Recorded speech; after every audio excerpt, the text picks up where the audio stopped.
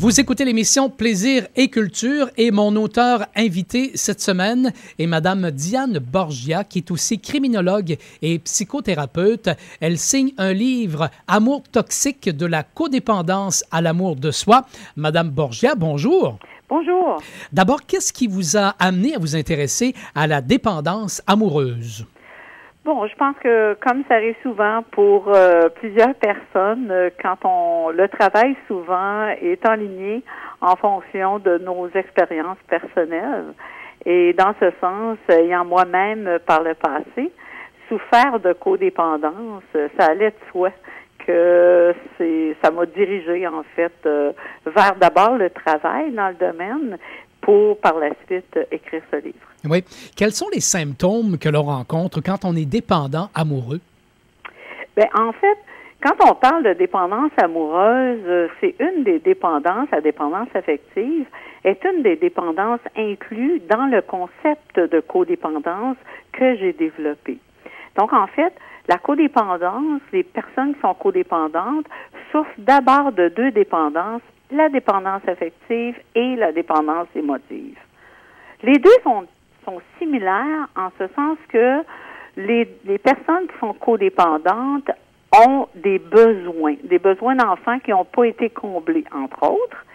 Et le dépendant affectif, lui, de façon plus particulière, c'est dans la relation amoureuse que ces dépendances sont les plus importantes.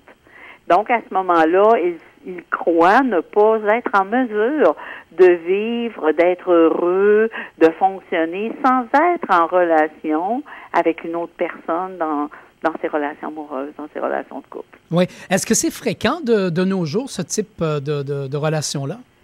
Ben, écoutez, plusieurs études américaines démontrent, pour certaines études, on parle de 75% de la population américaine. Il y a certaines études qui démontrent jusqu'à 85% de la population américaine qui serait affectée de codépendance, à plus ou moins grave intensité. Oh là là. Est-ce qu'avec la vie d'aujourd'hui, quand on prend nos jeunes actuellement, les familles reconstituées, tout ça, est-ce qu'éventuellement, il y a un bon risque de développement de codépendance amoureuse au cours pour cette génération-là? Bien, pas nécessairement plus, parce que dans le fond, même si la famille est reconstituée, s'il y a un bon équilibre de la part des parents qui sont en mesure d'apporter dans le milieu familial les outils nécessaires, l'ambiance nécessaire pour que l'enfant puisse développer la valorisation ou son estime de soi, pour parler comme ça, qui est en mesure de développer son autonomie principalement. À ce moment-là, je dirais qu'il n'y a pas plus de risques dans une famille reconstituée que dans une famille normale. Oui, d'accord, plus normale. Madame Borgia, parlez-nous de votre livre, parce que c'est un outil, vous dites que c'est un outil qui peut aider à la guérison. Bien, définitivement, moi, j'ai vu ce livre comme étant un outil pratique de travail sur soi.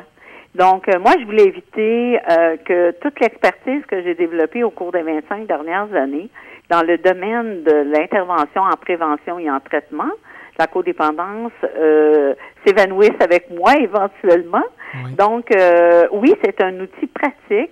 Toute personne qui pourra lire ce livre pourra d'abord identifier en quoi consiste la codépendance, quelles sont les couleurs de la codépendance, quelles sont les affectations qu'amène la codépendance, mais aussi, j'ai voulu que dans ce livre, inclure des outils de changement. Parce que moi, ça me frustrait beaucoup de faire la lecture de certains livres et d'arriver à des descriptions de problématiques sans solution. Alors, ce livre apporte, oui, de la description, mais aussi beaucoup d'outils de solution. Oui. Est-ce que c'est difficile à admettre qu'on souffre de codépendance? Oh, vous avez une question très pertinente, M. Morin. Effectivement, souvent, pour y avoir moi-même été affectée dans le passé, quand on souffre de codépendance, la première chose qu'on a l'impression, c'est qu'on est tout seul au monde, qu'il n'y en a pas d'autres qui souffrent de la même manière que nous.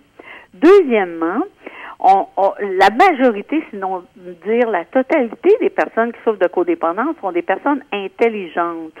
Mais comme on se met dans des situations difficiles, dans des relations toxiques, on a des difficultés, puis on est constamment dans les problèmes, constamment dans la souffrance, on croit qu'on manque d'intelligence. Et c'est pour ça que c'est difficile d'aller chercher de l'aide, parce qu'on se dit, je devrais être plus intelligent que ça. Je devrais être capable de m'en sortir par moi-même. Je devrais faire des efforts, etc. Alors que c'est pas une question d'intelligence, mais pas du tout. C'est une question d'héritage familial. Ah bon, je vous pose cette question-là parce que des fois, dans les dépendances d'alcool, par exemple, il y a beaucoup de gens qui vont nier qu'ils ont un problème d'alcool. Alors donc, c'est ça.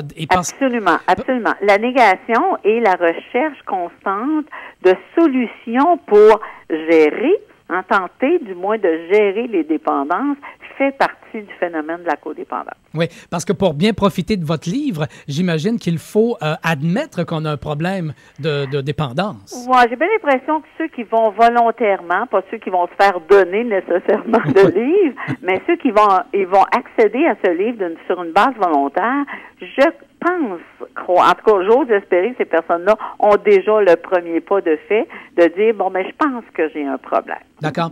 Ce qu'on retrouve dans votre livre, des outils, des tests, et on parle de moyens concrets de sortir du cercle. Donc, c'est vraiment du vécu.